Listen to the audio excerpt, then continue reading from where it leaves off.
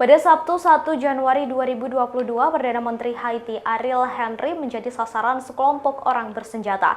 Insiden itu terjadi saat Henry menghadiri upacara di sebuah gereja di kota Gonçalves.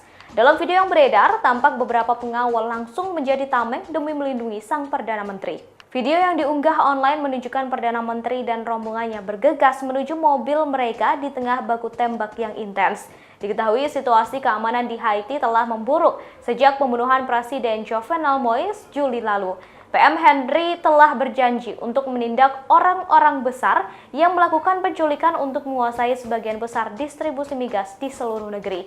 Akibat tindakan geng-geng tersebut, negaranya menjadi kekurangan bahan bakar yang parah. Akibat tindakan geng-geng tersebut, negaranya mengalami kekurangan bahan bakar yang parah.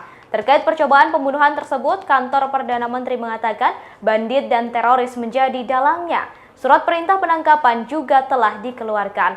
Dikutip oleh Tribun News dari The Associated Press, Selasa 4 Januari 2022, akibat baku tembak tersebut, 1 orang tewas dan 2 orang terluka.